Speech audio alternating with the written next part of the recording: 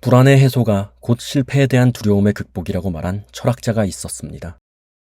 모든 불안한 이들은 결국 실패라는 관념에 사로잡혀 있는 이들이기 때문인데요. 그의 주장에 따르면 자유는 과거의 실패를 자양분 삼아 성장하는 이들에게 주어진다고 말할 수 있겠습니다. 오늘의 영화 어나더 라운드의 감독 토마스 빈터베르그는 그렇게 성장하는 개개인이 만남으로써 비로소 사회가 더 나은 공간이 될 수 있으리라 믿는 것 같습니다. 그들이 춤추고 노래하는 바로 그 공간에 디오니소스의 은총이 바로 거기에 있을 겁니다. 첫 영상으로 인사드립니다. 100년의 영화 김노엘입니다. I am drunk another time. I have destroyed another mind. I am so sure that I am right, but I'm not sound. 앞서 말씀드렸듯이 오늘 처음으로 저희가 살펴볼 영화는 토머스 빈터베르그 감독, 매즈 미켈슨 주연의 어나더 라운드입니다. 그런데 이 어나더 라운드라는 영화가 어떤 영화인지 이야기하기에 앞서 먼저 말씀드리고 싶은 게 있습니다. 이 영화를 온전하게 이해하기 위해서는 영화의 배경이 되는 덴마크라는 국가, 그리고 그 국가가 공유하는 감정에 대해 조금이나마 알 필요가 있다는 겁니다. 우선 덴마크라는 국가에 대해 이야기해 봅시다. 정확히는 이 덴마크라는 나라가 얼마나 음울하고 음침한 곳인지에 관한 이야기입니다. 비하적 의미가 아니라 사실 그대로인데요. 이 국가는 정말이지 우울합니다. 그냥 국가의 분위기 자체가 그래요.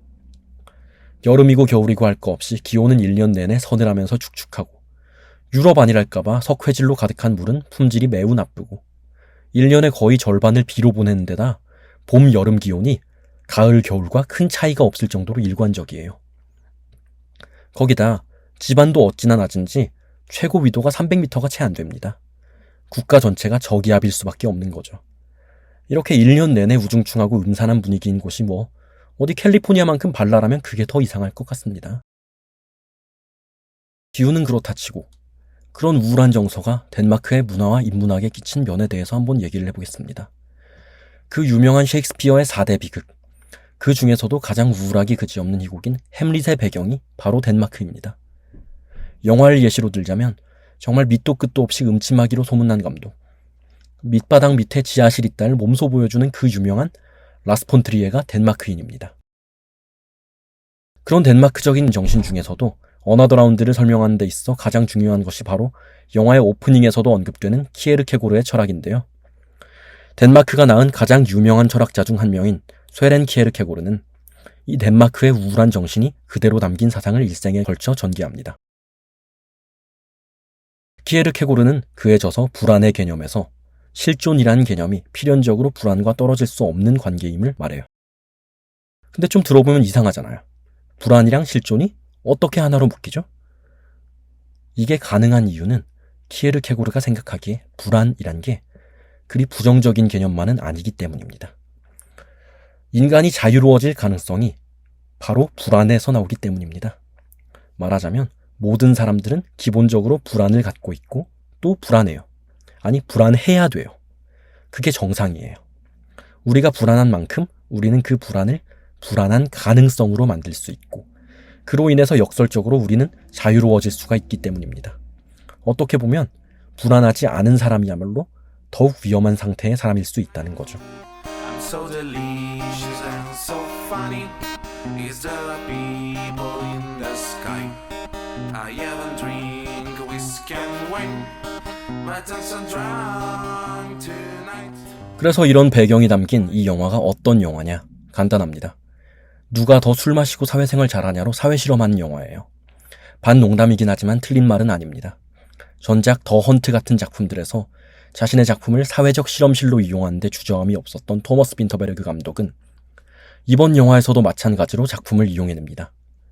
앞서 논했던 키에르케고르의 불안 개념을 어떻게 해소할 수 있을 것인가에 대해서 혈중 알코올 농도 0.05%를 유지한 채로 살아보자는, 어찌 보면 말도 안 되는 사회 실험을 가정함으로써 한번 논해보자는 거죠. 그렇게 하는 이유? 간단합니다. 정말 미친 듯이 우울하니까요. 이 우울과 불안을 극복하고 자신감을 찾기 위해서 모종의 치료제 같은 요소로 도입된 게 바로 알코올, 술입니다. 왜 하필 술인지는 이따가 언급할게요. 할리우드 자본이 꾸며주지 않은 후줄근한 차림의 매즈 미켈슨이 연기한 마르틴, 그리고 그의 친구까지 4명의 교사들은 이 우울한 삶에서 벗어나기 위해서 항상 아주 약간만 취해 있기로 결심합니다. 근데 놀랍게도 이 미친 아이디어가 생각보다 성과를 거둬요. 항상 중언부언으로 소극적으로 학생들을 가르쳐서 수업 좀 똑바로 하라고 학부모들에게 욕까지 먹던 마르틴은 어느 순간 학생들의 지지를 얻는 교사가 됩니다. 이외에도 체육교사 톰위, 음악교사 니콜라이와 심리학교사 페테르, 이들도 나름의 성과를 봐요. 혈중 알코올 농도 0.05밖에 안 마시니까. 기분이 약간 업될 뿐 그렇게 취하지도 않아서 운전 못하는 거 말고는 제약 같은 게 아예 없어요. 이렇게 좋을 수가 있나요? 그런데 이들이 취한 건 술이 아니라 이 약간의 성취감이었습니다. 네 사람은 다시 모여서 회의를 하고 조금씩 마시는 술의 양을 늘려가기로 결정해요. 근데 마시는 양이 늘어날수록 뭔가 성취도 늘어난 것 같고 그래요. 이제 이 사람들은 성취도 성취인데 자신들의 흥분이 최고로 고조되는 경험을 하고 싶어요. 그래서 날을 잡고 극도로 만취하는 실험도 해보고 그럽니다. 물론 뭐든 과하면 안 좋기 때문에 이제 이들에게 돌아오는 건 쓰리쓴 실패예요. 술의 힘으로 기껏 좋아졌던 마르틴과 아내의 관계 역시 도로 돌아갔다면 다행일 정도로 아예 파국으로 치달아버리고 맙니다. 두 사람은 이혼까지 생각하게 되죠. If you can stop this feeling sometimes, you can stop this dance tonight. Because I have no sense I'm right. So I found the sadness alright. It feels comfortable this. 아까 제가 언급 없이 넘어갔던 게 있었죠. 그럼 왜 하필 불안의 극복이 술을 통한 것이어야 하나? 바로 이것 때문입니다. 마르틴과 친구들이 겪는 감정의 고조는 고대 그리스 신화 속 술의 신 디오니소스가 인간에게 모습을 드러내는 방식을 닮았어요. 신화에 따르면 디오니소스는 약간의 술을 마신 인간에게는 긴장을 풀어줘서 오히려 맨정신일 때보다도 차분하게 만들어줍니다. 근데 그보다 더 술을 마시면 자신감에 넘쳐서 누구보다도 용맹한 사람으로 만들어줘요. 마치 처음 실험을 시작하고 성과를 보던 내 친구들 같죠. 근데 여기서부터가 문제입니다. 여기서 술을 더 마시면 디오니소스는 그 인간에게 모종의 황홀경을 느끼게 하고 최고의 흥분에 도달하게 합니다. 다만 여기서 황홀경을 느낀 사람은 더 이상 이성을 주체하기가 굉장히 힘들어요. 그 결과 이 최고의 상태, 만취에서 한 발짝을 더 디디는 바람에 결국은 인간을 인간이게 하는 어떤 요소들을 잃어버릴 정도로 고삐가 풀려버리고 맙니다. 마르틴과 친구들이 겪은 이야기와 똑같죠. 만취의 선을 넘어버린 그들은 이제 이전보다도 못한 상태가 되는 겁니다. 이 영화의 덴마크어 원제는 드럭인데 만취라는 뜻입니다. 상당히 직접적인 제목이죠. 하지만 어떻게 보면 영화의 내용을 직관적이면서도 함축적으로 잘 전하고 있다는 생각이 듭니다. 최선의 상태에서 모든 걸 망쳐버릴지도 모를 그 선을 넘지 마라. 마치 디오니소스가 이런 유의 교훈을 주는 것 같다는 생각이 들지 않나요?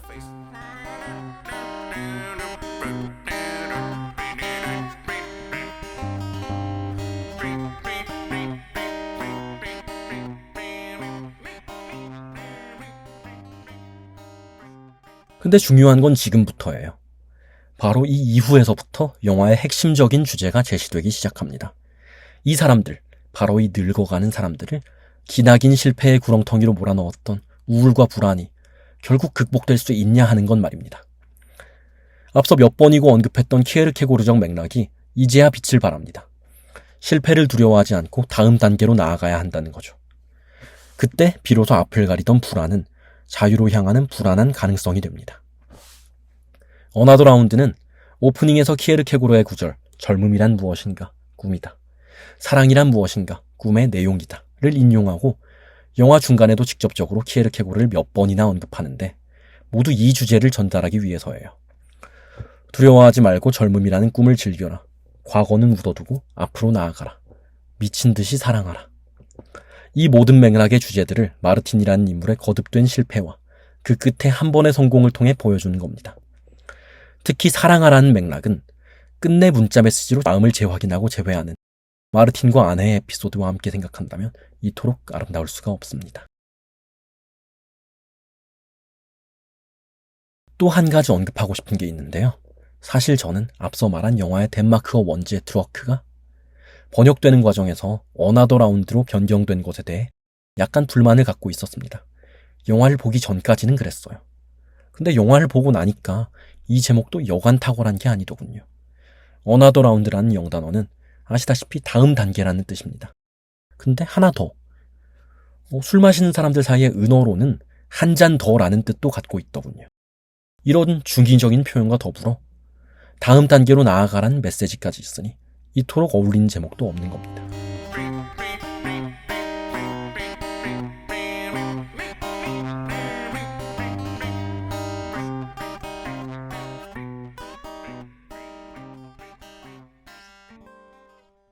마지막으로 보다 자세하게 이들이 어떻게 다음 단계로 나아갈 수 있었는지에 대해 다뤄볼게요.